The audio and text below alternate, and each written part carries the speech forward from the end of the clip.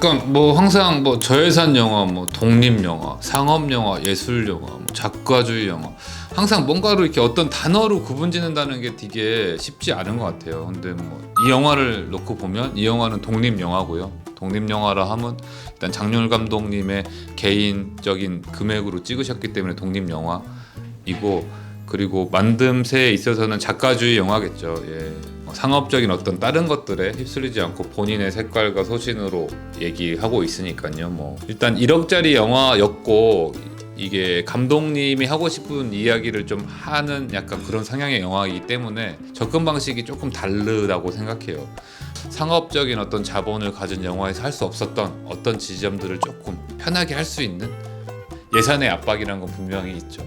예를 들자면 카메라의 선택이라든지 스텝의 구성이라든지 뭐 로케이션, 모든 것들이 좀 열악한 환경에서 찍어가는 영화였어요. 근데 그 부분이 장률 감독님 말을 좀 빌어서 얘기한다면 다 갖춰진 현장에서 나올 수 없는 어떤 새로움들을 나올 수 있음은 분명히 있다고 생각해요. 장비가 없어서 영상 퀄리티가 후지다를 제가 뭐 변명한다는 게 아니라, 그러니까 없는 예산에서 어떻게 운영해서 어떻게 고민들을 했을지를 좀 봐주신다면 조금 더 재밌는 관전 포인트가 될 수 있지 않을까 생각합니다. 일본 촬영에 경험이 있으신 분도 있으실 것 같아요. 근데 저도 중국에서 촬영해보고 한국에서 촬영하고 일본, 이 아시아의 3국에서 그냥 느낀 점을 얘기하면, 중국은 일단 가서 촬영하는 걸 이야기하면 중국 사람들은 다 된다고 해요. 근데 막상 가면 아무것도 안 돼 있어요. 근데 또 어떻게 원하는 대로 또 해주는 게 또 중국이고, 한국 같은 경우는 중국과 일본의 딱 중간 정도인 것 같아요. 일단 계획한 대로 어느 정도 약속을 지키면서 찍긴 하지만 이 안에서 약간의 유도리라는 것들은 발생되거든요. 근데 일본은 어느 정도냐면 다 안 된다고 해요. 무조건 안 돼 이래서 안 돼. 그들만의 정해진 법칙이라는 게 되게 있거든요. 어떤 정도냐면 예를 들면 후쿠오카의 뭐 텐진역에서 촬영을 한다. 근데 우리가 3시부터 4시까지 촬영을 하기로 했고 여기서 하기로 했어. 그러면 그 시간을 지켜줘야 되고, 무조건. 예로 뭐 텐진역이 있는데 제가 카메라가 텐진역에 보도블럭 하나 1m 옆에 카메라를 대면은 안 된다. 근데 안에 들어가면 된다. 이런 것들이 되게 많거든요.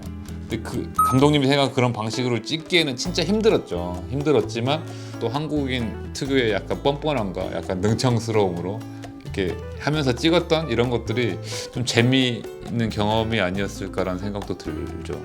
추후에 일본 촬영 나가시는 분들은 저희한테 꼭 댓글 남기십시오. 일본에서 촬영할 때 이렇게 하면 됩니다를 정리해서 알려드릴 수 있을 것 같아요. 그러니까 조금 이렇게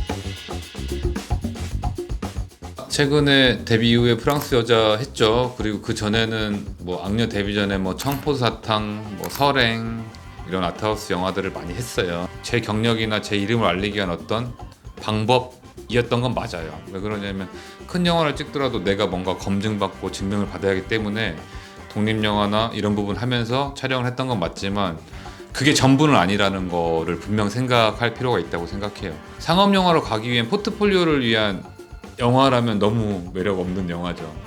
다른 장르고 엄연한, 그리고 다른 방식의 어떤 다른 영화라고 저는 생각을 하고 있고, 그러다 보니까 어렸을 때부터 항상 생각했던 게 나는 상업영화 데뷔하더라도 이런 저예산 영화들이나 이런 영화들을 꾸준히 할 거야 라는 좀 다짐을 했어요. 그거를 좀 지켜나가고 싶었고, 그러던 도중에 프랑스 여자라든지 후쿠오카 같은 작품들이 들어오면 저는 너무 좋아요. 왜 그러냐면 지금까지 못했던 어떤 새로운 것들을 시도할 수 있으니까요. 그러면서 저는 이 작품이 들어왔을 때 너무 기분 좋게 행했던 것 같아요. 작가주의 영화를 촬영할 때 촬영 감독이 좀 생각해야 될 지점들을 말씀드리면, 상업영화의 접근 방식이 조금 달라요. 상업영화는 물론 감독이 하는 상업예술임은 맞지만 대자본의 힘으로 촬영을 하고 있고, 뭔가 제작진 또한 책임을 져야 될 최소의 관객이 동원돼야 되는 거고, 또 그거를 위해서는 관객들에게 어느 정도 그들이 원하는 것들을 보여줘야 된다는 거죠. 그러다 보니까 씬을 설계하거나 영화를 설계할 때 관객들이 어떤 것을 원하고 있느냐가 더 포커스가 맞춰서 찍어야 되는 장르라고 생각해요. 근데 이 작가주의 아트하우스 영화들의 경우는 작가가 무엇을 하고 무슨 얘기를 하고 싶느냐가 더 중요한 지점이라는 거죠. 우리는 무엇을 이야기하고 싶은지를 먼저 생각해야 되는 영화라고 생각해요. 물론 촬영 감독도 하나의 어떤 고유 권한에 있는 아티스트일 수 있지만 감독이 원하는 어떤 것들을 또 구현해줘야 되는 사람으로서 조심해야 될 부분, 작가가 절대 둘이 되면 안 된다는 거. 하고자 하는 얘기를 더 쉽게 뭐 풀어주거나 설명해 줄 수는 있지만 이 부분을 구현해주기 위해 노력해야지 내가 다른 이야기를 만들려고 해서는 안 된다. 그리고 또한 뭔가 새로운 시도나 어떤 새로운 것들을 위해서 조금 더 다른 방식에 대한 고민도 물론 해야 된다고 생각하고 예산적인 압박 안에서 어떻게 스태프들과 운영을 안전하게 또 효율적으로 할까에 대한 책임감도 있어야 된다고 생각합니다.